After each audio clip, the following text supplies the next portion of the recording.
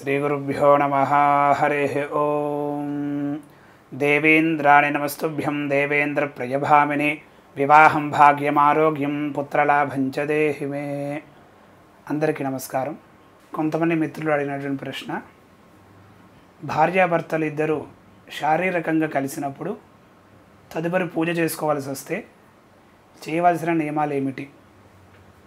మొదటగా భార్యాభర్తలు ఎప్పుడైనా సరే సూర్యోదయం అంటే బ్రాహ్మీ ముహూర్తం నుంచి సూర్యాస్తమయం వరకు కలవకూడదు. అలా కలిసినట్టయితే ఇలా కలవడం అనేది చాలా దోషం.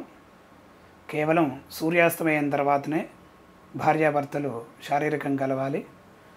శారీరకంగా కలిసిన తర్వాత మరుసటి రోజు పూజ చేయాలంటే ఏం చేయాలి? భార్యాభర్తలు ఇద్దరు కూడా తలస్నానం చేసి ఆ తర్వాతనే పూజ చేయడానికి అర్హత కలుగుతుంది. యజ్ఞయాగాది క్రతువులు, స్త్రీలు నోములు వ్రతాలు చేసుకోవాలంటే తప్పనిసరిగా తలస్నానం చేస్తేనే పూజకి మీకు అధికారం కలుగుతుంది. అలాగే ఆడవాళ్ళు రోజు దీపారాధన చేస్తూ ఉంటారు. వాళ్ళు రోజు తలస్నానం చేయడం కుదరదు కదా. అలాంటి వారు ఉదయాన్నే స్నానం చేసేటప్పుడు గంగాయే నమః అనే నామస్మరణ చేసుకుంటూ ఆ నీళ్లు మీద చల్లుకుంటే ఎలాంటి అరిష్టం కలగదు. అలాగే ఆడవాళ్ళకి బుధవారం శనివారం విశేషంగా తప్పనిసరిగా తలస్నానం చేయాలని చెప్పి మన శాస్త్రం చెప్తుంది. అలాగే మగవాళ్ళు రోజు దేవతార్చన చేసుకుంటూ ఉంటారు. అలాంటి వాళ్ళు మాత్రం అంటే విగ్రహారాధన కంపల్సరిగా చేయాలనుకునేవారు తప్పనిసరిగా తలస్నానం చేయాలి.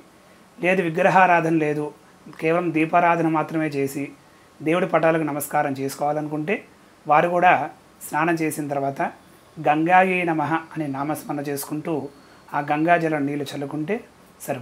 అసలు మన శాస్త్రం ఏం చెప్తుంది?